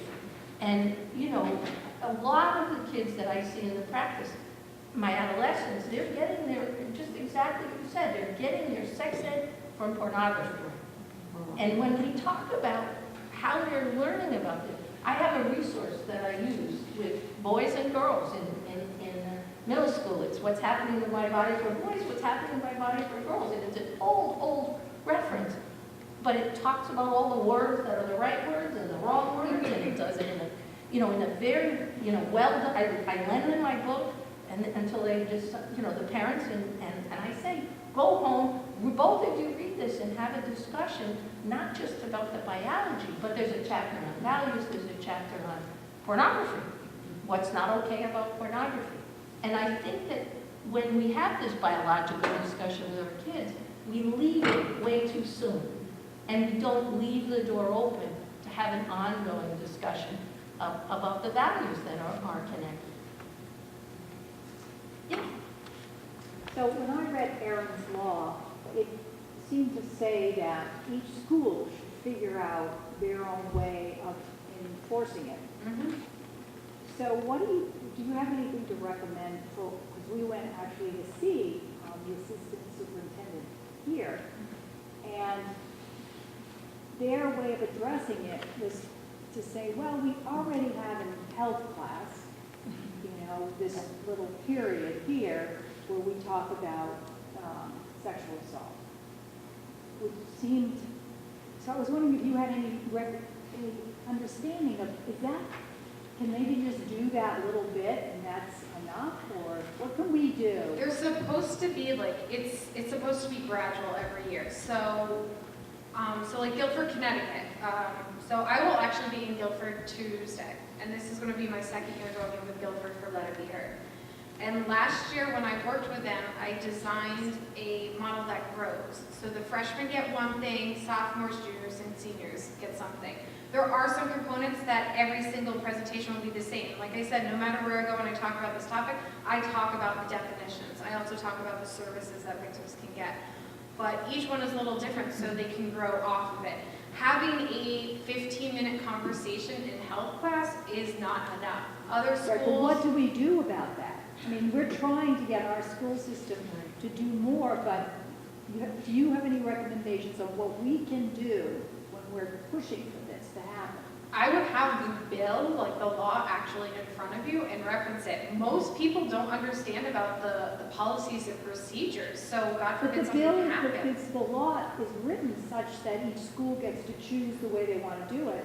It's kind of a loop, I feel like it's a loophole. There are some guidelines of what, like at some point each grade should receive, and that can be found on the Connecticut Alliance to End Sexual Violence website of the education that they are supposed to receive by like the end of elementary school, middle school, high school, different things like that to gear it towards, and maybe they can compare it with what their health classes are doing. I know it's costly sometimes to bring in speakers at the health classes because they will charge one fee and they will charge that every single health or gym class. Sometimes it's easier, more cost effective, like I know Guilford, they do it by the entire grade.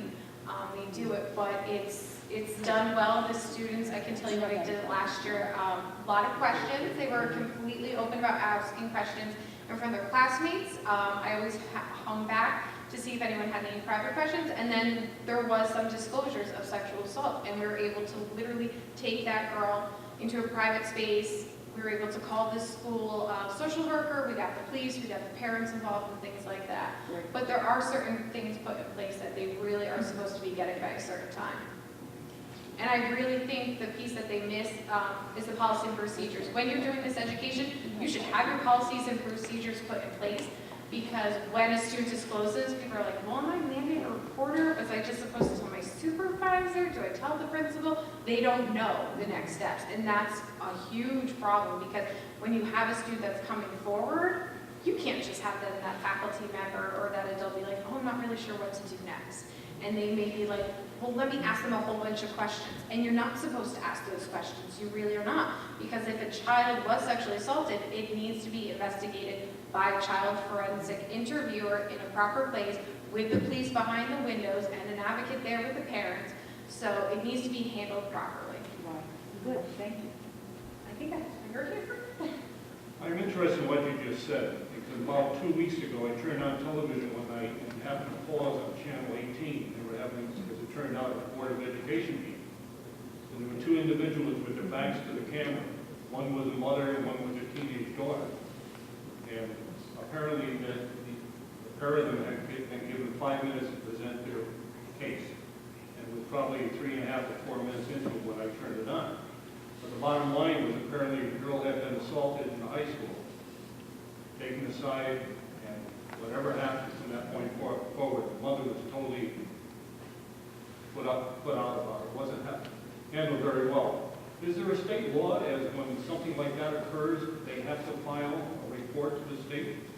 So anytime somebody's sexually assaulted under the age of 18, when the police anytime there's a report being made, the police have to investigate it. So if you're over the age of 18, victims have the right to report and not seek an investigation. They will have to sign out like a form, basically relinquishing the police from investigating the crime. But when you're dealing with anyone under the age of 18, a minor, yes, they have to investigate that legally.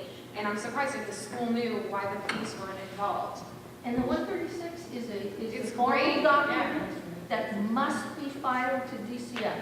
That call has to be made within 24 hours, and that form has to be filled out, I think it's in 48 or 72 Now, hours. 24 hours, they want the written report within 24 hours, and they don't want you to fill out in paper anymore, they want us online, filling it out online. There's a direct way to fill out this 136 form online with DCF. so that if something happens in a school, that has got to be filed. Those educators run the risk of charges being brought against them for failure to report sexual abuse. Well, one of the things that was really surprising about Carol is his presentation was made, and then there was not a single question, as far as I could tell, asked by the Board of Education. It's not the right forum. Can I speak to this for, I happen to be on the Board of Ed. Just so you know that our school district, without a doubt, has policies and procedures, and policies and procedures are upheld in every single circumstance, as far as DCF or anything else. The problem with the Board of Ed meeting, which I can speak to, which is one thing that I don't like about it, in these public comment forums, we are not allowed to engage with the speaker. So unfortunately, in that environment, which obviously is being taped, it cannot be engaged. We cannot engage with that. That's not really the right forum. It's not the right forum, which is, obviously public comment, people can say whatever, but I just want to know from our district's point of view, we have policies and procedures that are abided by. But also going back to this piece about the curriculum piece, we're also structured for curriculum. So the school system needs to follow the curriculum.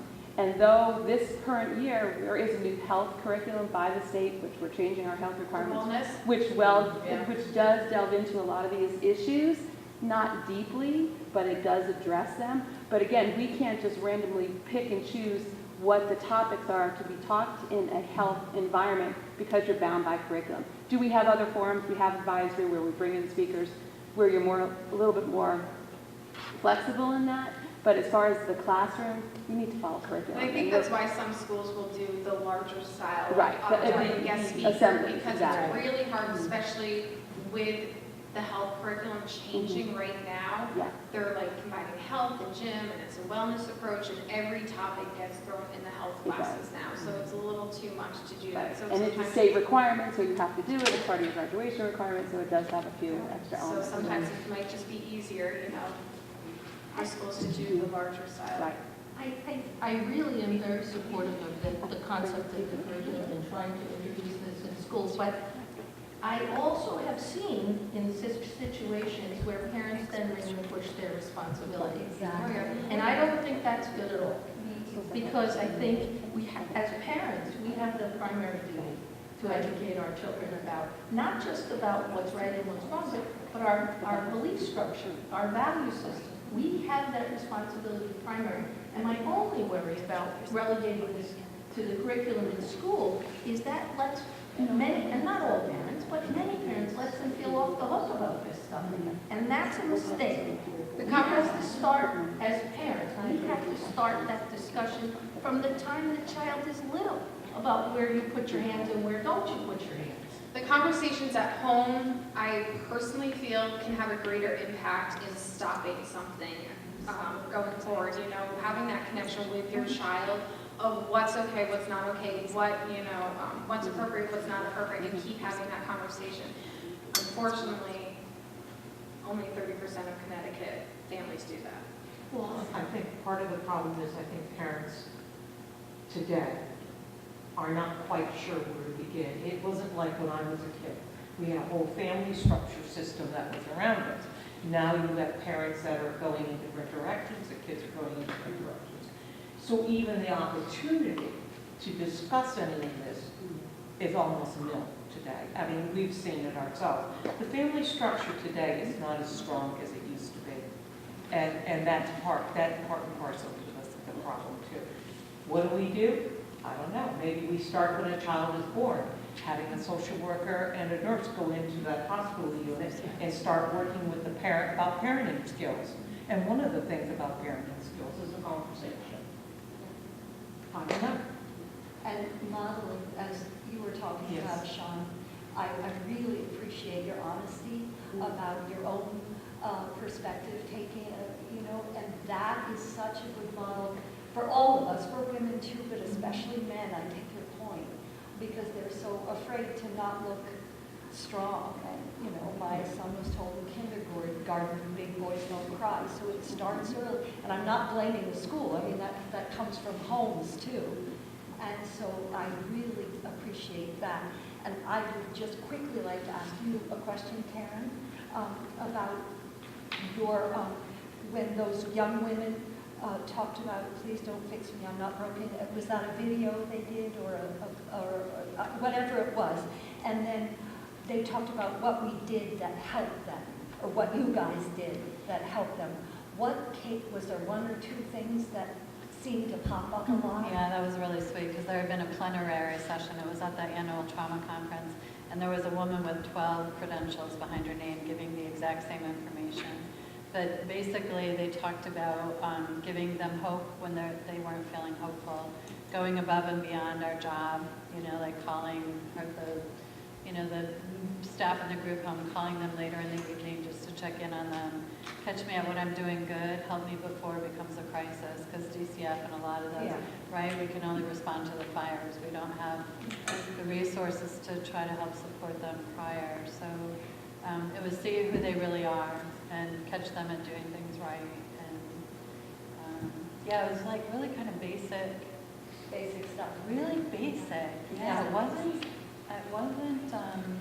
extraordinary. Yeah. For many kids, it's just believing them. Yes. That's Hearing your them. start. You Yeah. hear them, you believe them, you Yeah. support them. Like that woman said, just not being believed is the worst. That is the worst. Most victims will blame themselves to begin with, so if they come forward, the worst thing you can do is not believe them or ask them some form of that why question, because it's going to, and I always say to people, if you are the first person somebody's telling or somebody's telling you their story, you're trusted. They really look up to you, so the way that you react can really make it or break it for a victim.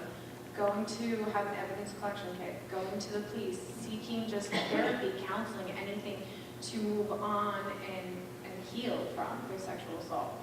Jennifer, do you have any statistics on the number of false reports? So with false reports, it is 2 to 6% of reports that are reported to the police are turn out false or somehow recanted, and that's the same for every other violent crime. But within that 2%, when you're dealing with a false reporting and recanting, you have the victims that will be like, okay, no, it didn't happen, I don't want to deal with this anymore because of the court proceeding, or they are being threatened by their abuser, or when the assault that they told wasn't the truth, but there's something else to there, whether it's less severe or more severe. So within that, 2 to 6%, you actually have victims who are still telling the truth. And with children, it's almost unheard of to get a false accusation. It's almost unheard of. Children don't make that stuff up. They don't have that perspective to make that up. So when a child comes forward, especially a young child, they have to be believed. It's critical that they be believed. I had an experience almost 40 years ago. I was an intern at Connecticut Valley Hospital, and I was on the Women's Locked Admissions Unit, and I was asked to run a group for these women, and they didn't have a whole lot of interest in groups, but we got a group together, and one day we got to talking about how they were treated in their community, and that led to how they were treated by men. And that led to one woman disclosing that she had been molested as a child and repeatedly had experienced sexual abuse throughout her early adult life. Now, this woman had 40 admissions to the state hospital. Think about that. And in those I went back, I did the research. I looked at all her admissions notes. I looked at every therapy note that had ever been written. And she had never told anyone, nor, I don't know, if she had ever been asked. So she disclosed at that moment, and I said to the other women, I think there were 9 or 10 women, and I said, anybody else have this experience? And every single woman in that room put her hand up. It was one of the most, to me, it was one of the most profound experiences. And that's why when I see a little kid, even if there's been no accusation of sexual abuse, if I'm doing some psych testing, in the course of my interviewing, that's a question that gets asked. Because I felt so terribly for these women who had had this lifelong experience, and yet no one had ever helped them identify that was part of what was going on. As a victim advocate myself, I'm not sure which one of you would like to address this, but on 2 issues. One I would term institutional abuse, and then the other one, just like with autism, there's a spectrum. also the spectrum of neglect all the way up to SGA. And just wanted, if you'd like to address that, because what we're seeing now is really almost unheard of if you're reading the newspapers. And it's, like Sean was saying, something that's endemic. It's all over. And it's just all different aspects of any breakdown of our culture and their victims all the way through. What I said before, right? It's the isolation. It's that one-to-one contact that creates an opportunity. Now, part of what happens in addition to volunteers signing this, priests sign it, and there right now is going to be another, it's at the papal level being decided on the code of conduct for bishops and clergy, beyond the bishop level.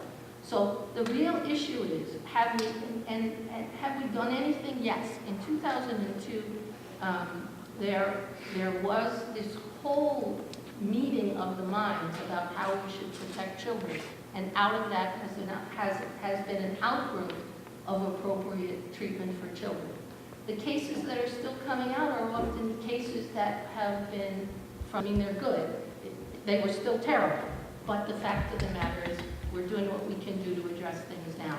Before a man goes into the seminary or a woman goes in to be a nun, there are extensive psychological testing. There's a very careful, what we call formulation process now. And it's very different than it was in the past. So I think as an institute, that's one institute, I can only address it because I've done some consultation. What I'm talking about is like the Cardinal Archbishop of Washington, he has an entire institution that is surrounding him and dedicated to his perseverance and preservation, okay? And at the top of it, he is a pedophile, right? He has tremendous resources compared to the individual. That's the same thing with any kind of system there. If you are at the top of your profession, if you are a millionaire owner of the Patriots, you have incredible resources compared to a human trafficked Chinese person. So that is what we're not addressing as our culture. When you have an individual that goes to a school and her rape kit just happens to be lost, well, isn't that too bad? Yeah, happens to be lost. Right, exactly. So that's what I'm saying. So we're dealing with a larger problem here where the individual is sacrificed for the institution, no matter what institution it is, and then a lot of times at the height of the pyramid, they are in collusion with one another because they're all perpetrators and they're doing that and the victims are being shared. And so I don't know who that young man was, but if he was a young man of influence, it was probably to the benefit for that rape kit to be lost.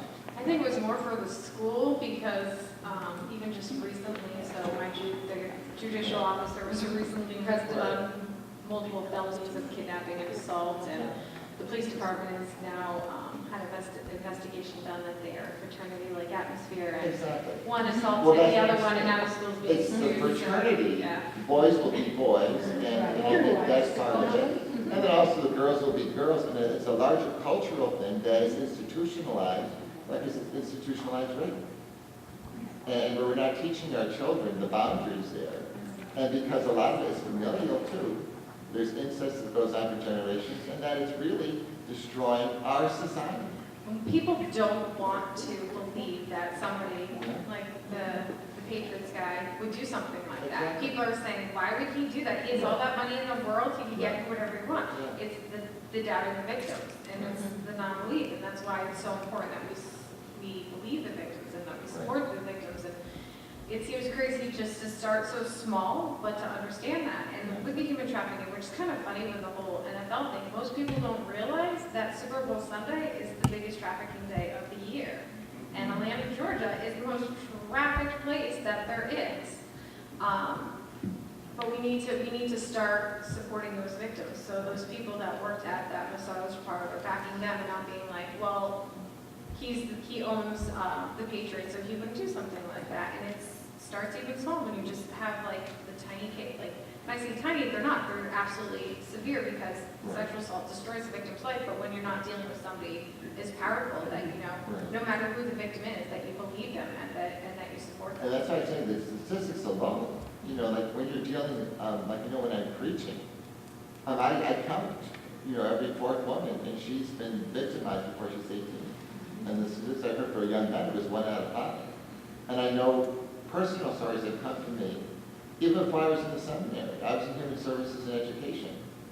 And there were Down syndrome girls that were their father and their brothers. People who have, It's horrific. It's and horrific. I don't like to use the word disabilities, so accessibilities, you know, that they, there's something different about them that makes them awesome. So, but they're more likely to be a victim because they're less likely to be abused. The LGBT community actually has a higher rate as well. They go after, quote unquote, what people would not consider the norm. But what is the norm? The predators and then the prey, and that's what. And a lot of things we didn't say, one of the things we didn't say about many people who go on to be predators have been victims themselves. Yes. And I think that's very important, you know. You know, when I have a kid who tells me that their brother abused them, okay, you know, that's problem one, and we have to deal with that. But then I want to know what happened to this, right, okay? And you know, or if it's the neighbor boy down the street, okay, and what happened to him? We can't stop with just the child who has been victimized. We have to then look at the victimizer and see what's happened to him. And like you said, the mental health system as itself is not dealing with this, it's not diagnosing it, it's not even asking the right questions. Well, And the people, I think not all of it, but I'm just saying is that I think, you know, when someone is suicidal, they're taking in, there's all kinds of things that maybe aren't being said. And it's, especially for young men too, if they've been victimized, and there's the male stereotype, is big boys don't cry and you don't confess to being raped or something. There's so much shame around being a victim. Victims don't like to come forward and be like, I was just sexually assaulted, like, give me a pat on the back. No, they're looked down upon. It's like they're broken, they're weak, that they've done something wrong. It's the stigma that's put on them. Are there any other questions? It's not a question, it's more a comment, because I think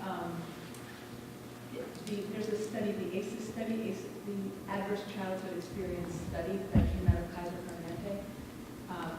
The point that you made, Carol, is in the group that you worked with the women, the majority, if not all, of the women who had come in because they were obese, like morbidly overweight, got treatment, sometimes had surgery, went on diets, did all this sort of stuff, and woman after woman after woman gained the weight back.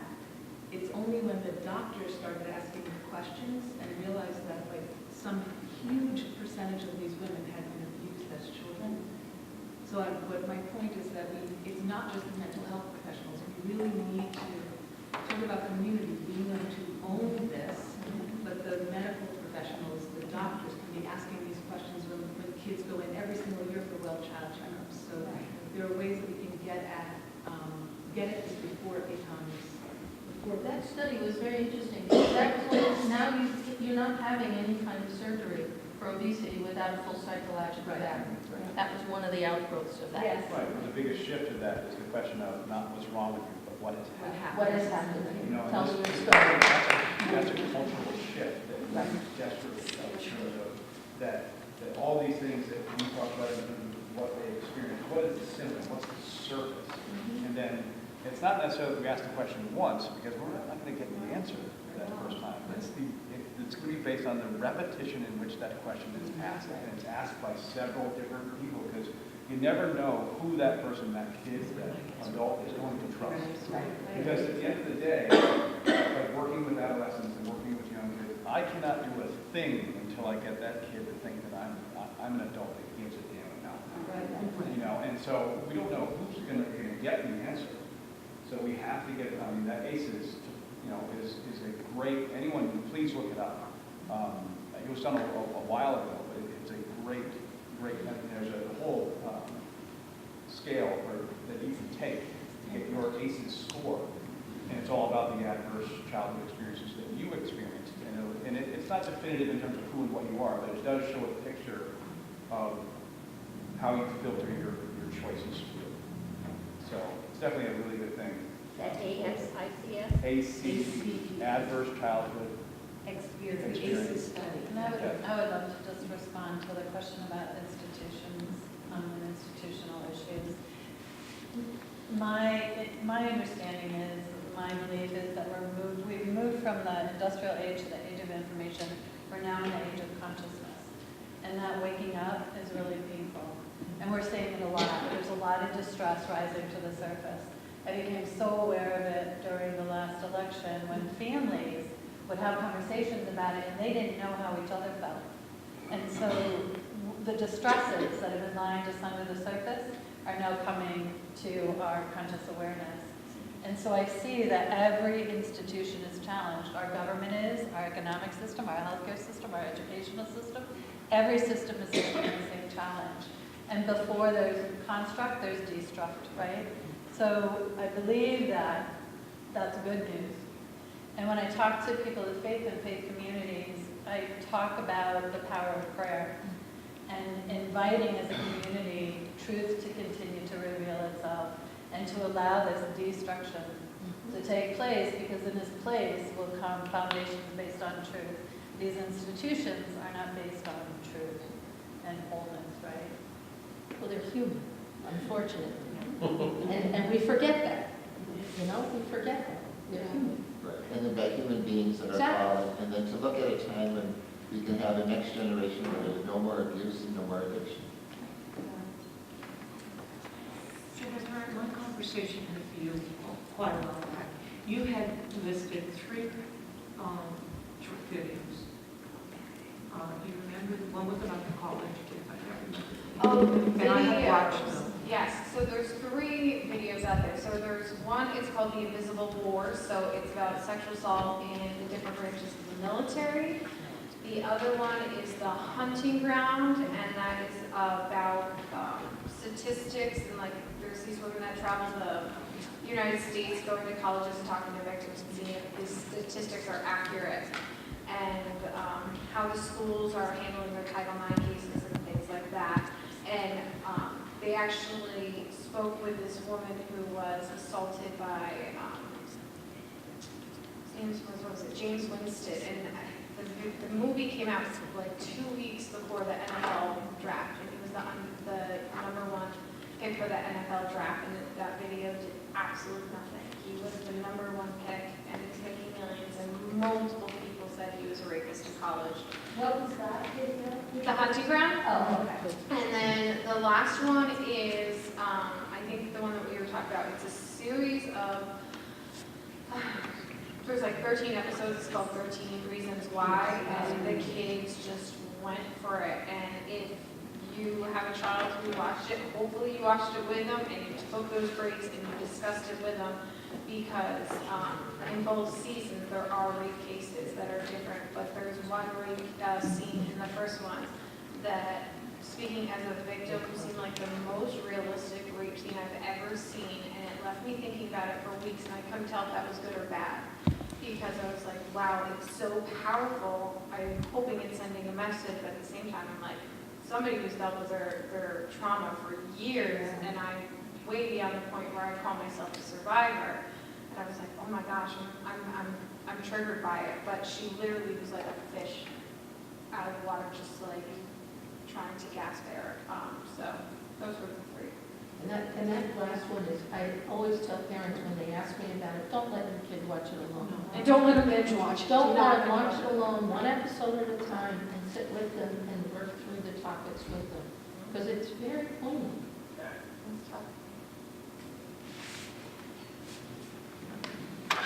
Well, I want to thank the panelists. You have given us a lot of food for thought.